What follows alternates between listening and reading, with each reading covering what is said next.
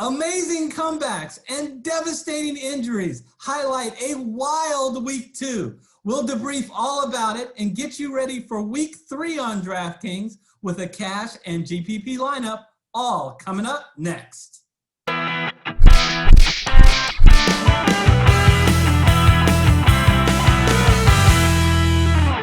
Hello, everyone. I'm Eric Lay. And I'm Michael Kurtzman, and we are the Fantasy Football Consultants. Eric, this was a wild week. We saw tons of injuries, including 95% of them coming to my Niners. Like, why? And I am rocking the Jimmy G jersey, by the way, guys. Yeah, and you still easily beat the Jets. This just shows how good we are.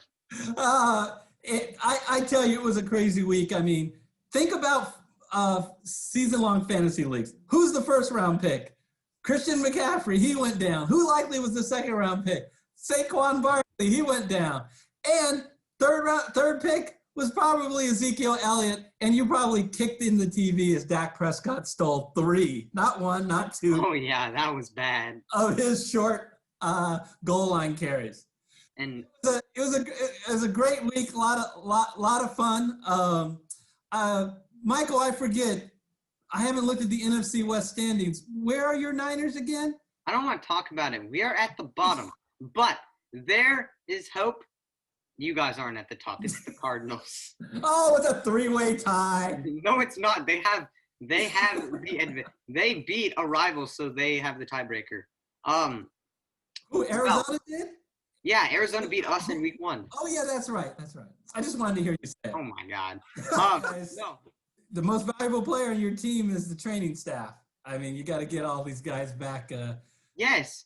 I mean, let's see. We have Mostert down. Bosa's out for the year. Solomon Thomas is out, though he isn't very valuable. Jimmy G's out. Coleman's out. Kittle's out. Sherman's out. D Ford's out. Yeah, it's like a 30-minute show. Can you just list the players who are healthy? All right. I just want to talk a little bit about the fact, especially if you're a new viewer, welcome to the Fantasy Football Consultants channel. We really hope you'll consider hitting that red subscriber button and then the bell icon to be notified of our future content. We deliver 3 shows every week, an NFL Survivor pool show, and then along with Michael here, we do the DraftKings show, and I do a FanDuel show. And on the DraftKings and the FanDuel show, we're unique to almost any other YouTube channel or NFL DFS podcast we know. We give you a full cash lineup. We take a stand and let you know what we're thinking, and we give you a full GPP lineup. And on top of that, Michael, for our cash lineup, we'll update it to the extent that late-breaking news happens, where we may see value later in the week. We'll update it in the YouTube comments. We'll put a pinned comment so it's at the top. And what we'll do is we'll put it on our official website, fantasyfootballconsultants.net. We'll keep our cash lineup running, and we'll tell you when there are changes.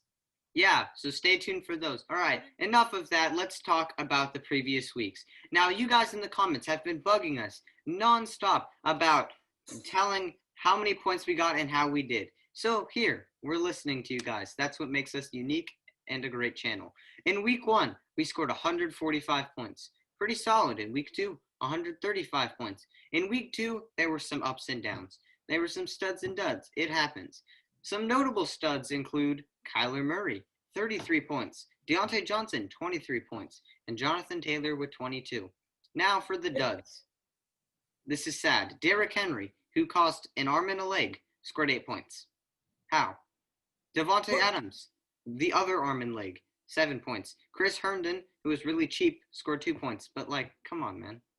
We didn't spend much money on Herndon. The guy that was really disappointing to us was Devontae Adams, who had a bad first half and then got injured in the third quarter. Yeah. And Derrick Henry. But it didn't really hurt our overall lineup because those were 2 chalk plays, Henry and Adams. And we really distinguished ourselves with the studs. Kyler Murray went off. I'm telling you, Michael, this guy is this year's Lamar Jackson, it looks like. Congratulations to our week 2 qualifiers. They all pegged Calvin Ridley as the best under $7,000 DK wide receiver. Great job, everybody. Now, here's the contest for week 3. So get into the YouTube comment section. Put 3 things. 1, who is going to be the top flex player on DK in week 3? This has to be on the main slate. It's so simple. Any running back, any wide receiver, any tight end you want, put it in the comment section, your first choice, then put your second choice in case of a tiebreaker, and don't forget to list your DK username. If you don't have your DK username, then we're not going to count that as a selection.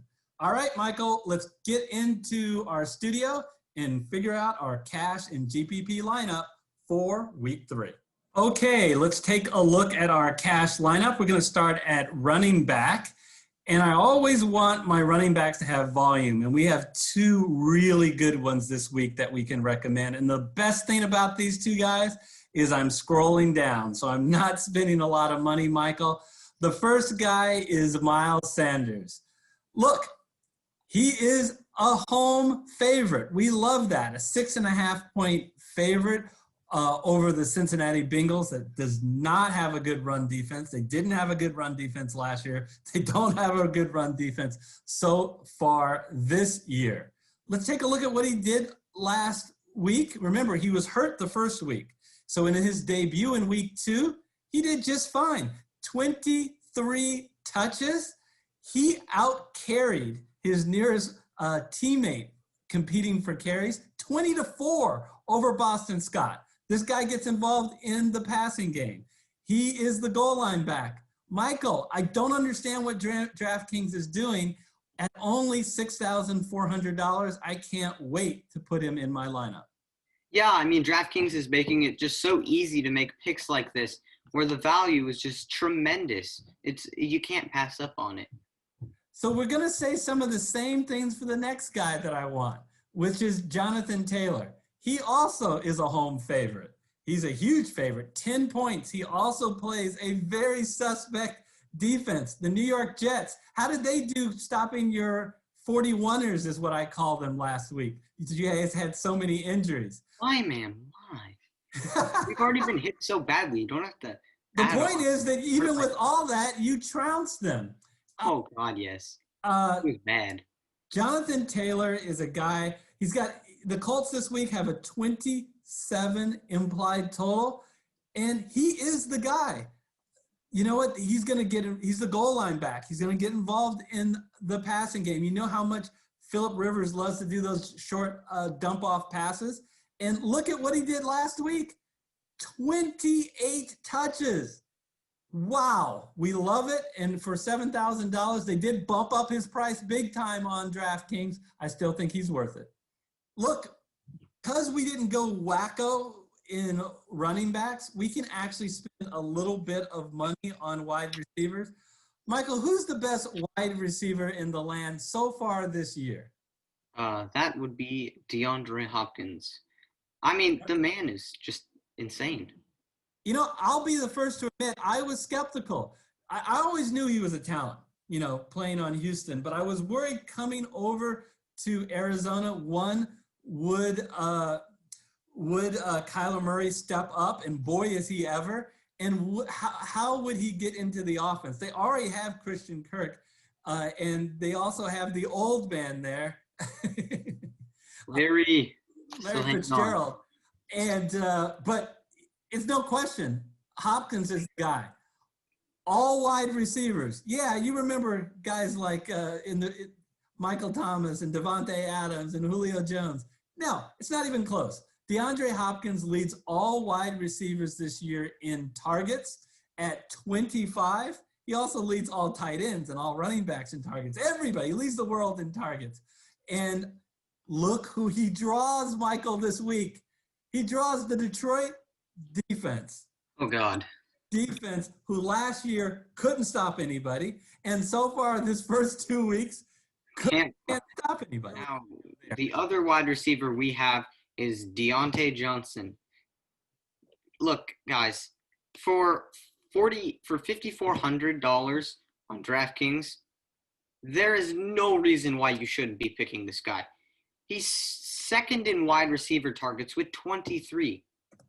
I mean, that's insane. He's the number one receiver on the Pittsburgh Steelers. As much as you Steelers fans love Juju and all, I'm sorry, but it's Deontay Johnson. He's killing Juju in targets and receptions. And he's just – the implied total is 25 points too, which is actually really pretty good. And they're versing Houston. And if you saw Houston last game, Houston got destroyed by Baltimore. They just couldn't stop him. And Deontay Johnson, like I said earlier, he's the number one receiver, and he should just have a field day. Yeah, we can sit here and argue, is Deontay Johnson better than Juju Smith-Schuster or not? But guess what? What we are not going to sit here and argue is that you should pick Juju Smith-Schuster, $6,600. He is not $1,400 better than Deontay Johnson. You mean $1,200? What's that? You said $1,400. It's $1,200. You know what? What's 200 here and there between friends? Okay. We did spend some money so far, so we've got to be a little strategic in finding some really good value guys on the slate, and we think we have one at only $3,000. Yes, that's the minimum price, and there is a lot of guys here at the minimum price, so you gotta hunt for them. It's KJ Hamler from the Denver Broncos. Look how far down he is. That just tells you everything. Yeah, so you guys look, Eric, there's a lot of $3,000 guys. You're just looking to save money. Why KJ Hamler? Okay, newsflash, Cortland Sutton is out for the season. So that means that Hamler is going to be playing in all three wide receiver sets. And in week 2, he was in on 71% of the snaps. That was second most of all wide receivers. Remember, Locke is injured. And so now they're turned the ball over to Driscoll. And Driscoll really locked in on him, giving him 7 targets. Hamler is such a talent, Michael, that they are going to look for ways to utilize him. They will hit him deep. They'll hit him short. They even used him out of the backfield to rush for one carry. We don't need much to pay off this $3,000 salary. And on top of all that, they draw a Tampa Bay team that is extremely tough against the run. So this is going to force Denver to throw the ball a decent amount, and Hamler should benefit. Yeah, and I know what you guys are thinking. What? Oh my God, Eric, Michael, what about Jerry Jeudy? No. Okay, if you guys saw Jerry Jeudy in weeks 1 and 2, he was dropping passes like here and there. It was worse in week 1, but he was just dropping passes, and he just doesn't have the same connection that Hamler and Driscoll have. And KJ Hamler for the price, it's unbeatable, and he doesn't have to really do much to return his value. All right, so we're looking here. We've got a little over $5,000 per player to spend. So we've got a little lay of the land a bit here. Let's go to tight end. And at tight end, Michael, I'm sorry. This may crunch our budget a little bit. Normally what we do is we pay down at tight end. But when I think that there's someone just improperly priced, I have to go for him, and it's Darren Waller. Michael, who leads all tight ends in targets this year? Is it Kelsey? Is it Kittle? Kittle's injured. That doesn't count. Yeah. But it's Waller. Yeah, and it all comes down to system. He's a system tight end on the Raiders team that uses their tight ends all the time. Yeah. And here's an important lesson for you DFS fans. Look what Waller did against New Orleans on Monday night. 16 targets, 12 catches, 103 yards, and 1 TD. What happens before Monday night? What happens is DraftKings releases their salary. and they don't change it. So this $5,700 salary was before this unbelievable breakout game. I guarantee you, if this game would have been on Sunday, he would have been $1,000, $1,200 more. So we have to take advantage of that. So we're going to put Darren Waller in our lineup at only $5,700. Yeah, I mean, that's just, you guys, if you guys were watching Monday night, you saw what he did. He was just all worldly. It was crazy how good he was doing. Derek Carr clearly sees him as his number one target. There's just no question about that. When he goes back to pass, the number one guy he's looking for is Waller. Well, guys, for QB, we are going with the third best fantasy quarterback in all of fantasy, Cam Newton.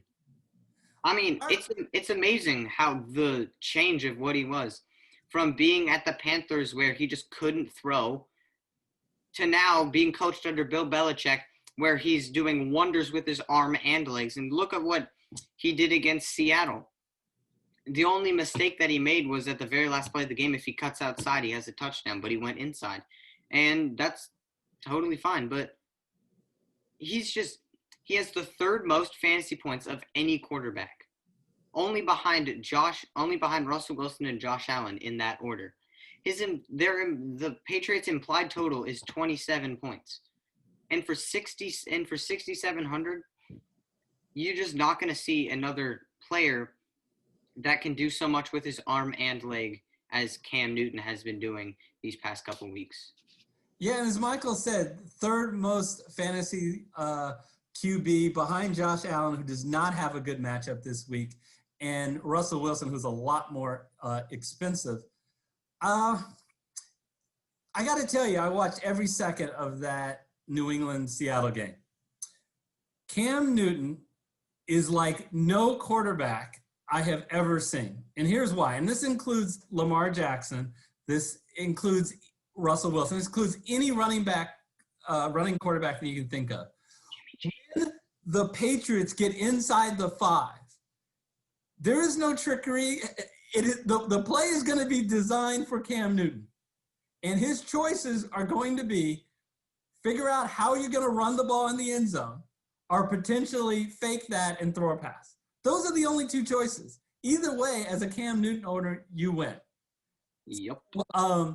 It's totally amazing how Belichick is using Cam Newton. Normally, I would say, look, the guy has 4 rushing TDs in 2 games. That's a fluke. You can't count on that. Well, I'm not going to say you can count on 2 TDs per game, but the way that Belichick has designed the offense inside the 5, it's going to be Cam Newton when they're inside the 5. So if they have any success, it's going to go through Cam Newton. Yeah, and only to mention that they're versing the Las Vegas Raiders, who they're just not that great. I know they're 2-0 and all, but they're just not that great. Well, they're good in some sense. They're good at scoring points, which is good for Cam Newton. I want the Raiders to stay in this game and score points. They've done a great job of scoring points this year. What they haven't done is done a great job of giving up points. They've given up a ton of points this year. Okay, let's go to the flex position. Let me scroll down for the guy that we're going to pick in our flex division. We're looking for value, and we think we found it at $4,900 in the form of Jerick McKinnon. So the thing to know here is that Raheem Mostert is doubtful, Tevin Coleman is doubtful, and the New York Giants defense is doubtful to stop Jerick McKinnon. Michael, tell us about him as the resident San Francisco 49er expert. Oh, thank you. Jet McKinnon, he's the next man up on a 49ers team that runs the ball a ton. And just last game, he had 3 attempts for 77 yards and a touchdown. Now, that's kind of fluky, but that was even with the competition. Now that he has no competition, you can expect his attempts and yards and touchdown to go way up. The Giants' defense isn't that great, and they just lost Saquon Barkley. You should expect Jarrett McKinnon to just run all over them because the Niners are just going to get ahead and there's no one that can stop him. And how do you think about the play calling on the Niners? You won't have Garoppolo. It goes to Mullins. How do you think that will affect? Mullins is pretty good, but he's no Jimmy G. No one is. Jimmy G is amazing. The Niners will have to run the ball a lot. We don't have much money. We had $3,000, more than we usually allot for defense. So we should be able to get a defense that will give us a decent floor. Where do you want to go, Michael? Well, the defense that I was eyeing was the Washington football team defense. Now, I know what you guys are going to be like, but Michael, you said never to pay up for a defense. Yes, but side note, I also included that there are very rare scenarios, and the Washington football team is a good scenario. Look, the number one thing you look for in a defense is if they can put pressure on the quarterback and get them to make mistakes. Washington has 11 sacks through 2 games. That's the most in the NFL. And there's no reason why they would stop against a Cleveland offensive line that really isn't that great. All right, now looking at our GPP lineup, Eric, what made us go with the Dallas at Seattle stack? Oh, besides the fact that it's my Seahawks. All right. Right. Yeah. All right. So I don't get to talk about my Seahawks much, and they've had such a good start of the season. Look, the Seahawks-Dallas game, we have to attack. They're the highest over-under on the slate at 55.5, and we get to go with Russell Wilson, who's led all quarterbacks in fantasy scoring so far, to Tyler Lockett, somebody I personally believe is still his number one target, but DraftKings doesn't. He's actually cheaper than DK Metcalf on the slate. And going back the other way, we get unquestionably Dallas's number one wide receiver in Amari Cooper, and somebody who I love playing on GPP because he has a high ceiling. He has at least 5 to 6 games a year in which he goes completely off. Yeah, definitely. I agree with everything you said. And now looking at the running back side of things, we chose Miles Sanders and Jerick McKinnon again. We already went over them, and so now we're going to take it down to flex, where we went with Kenyon Drake of the Arizona Cardinals. Yeah, the other game that you really need to attack this week is the Arizona-Detroit game. They're a 54.5 over-under, which is really high, and Arizona specifically has an implied total of 30. I really project Arizona winning this game and winning it handily at home against the 0-2 Lions. So from a game script perspective, therefore, they're going to rely on Kenyon Drake. Kenyon Drake is clearly the guy in their backfield. In the first 2 games, he's averaged 20 touches per game. At only $6,000, I like this flick. Yes, definitely. And now for wide receiver number 3, we have John Brown. Boy, John Brown, you might be saying, what about Stephon Diggs against the Rams? My worry about Stephon Diggs is Jalen Ramsey, a shutdown corner from the Rams, will be locked in on him. That means John Brown should have room to roam on Buffalo. He's averaged 8 targets a game, so I think he does have that connection with Josh Allen from last year. At only 5,700, I think John Brown is a nice round out for our wide receivers. Yeah, and now for our tight end, we are going back to Hayden Hurst, who, if you guys remember from our cash games in week 1, we chose him.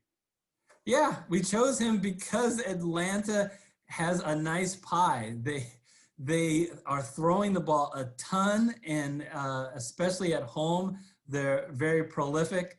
And the thing about tight ends, you got to look, one, what's their snap count? Well, Hayden Hurst gets a lot of snap percentages. He's definitely the tight end. But more importantly, how many routes is he running? Because last time I checked, you don't get any points for blocking. And Hayden Hurst is consistently going out on routes.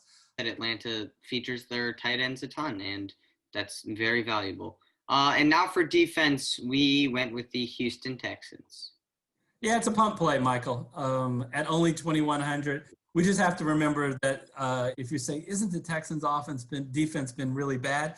They haven't been good, but they've also had to play the Chiefs and the Ravens, the two best teams in the NFC and the two best offenses in the NFC. I think here against Pittsburgh, I think that they get an easier matchup. They got 4 sacks last week against the Ravens. J.J. Watt is healthy. I'm comfortable as a punt play playing the Texans. All right, so that is our cash game and our GPP lineup. If you made it this far in the video, please smash the like button.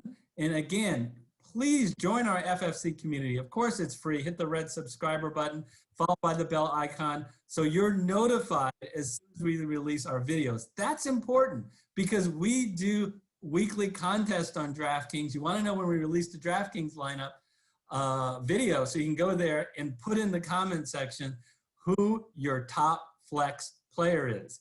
For this week, that's what it is. That's what our contest is. So if there's a third tiebreaker, it's whoever puts the comment in first, so you can benefit. All right, everybody, please be safe out there. Have a great week, and we'll see you next time. See ya.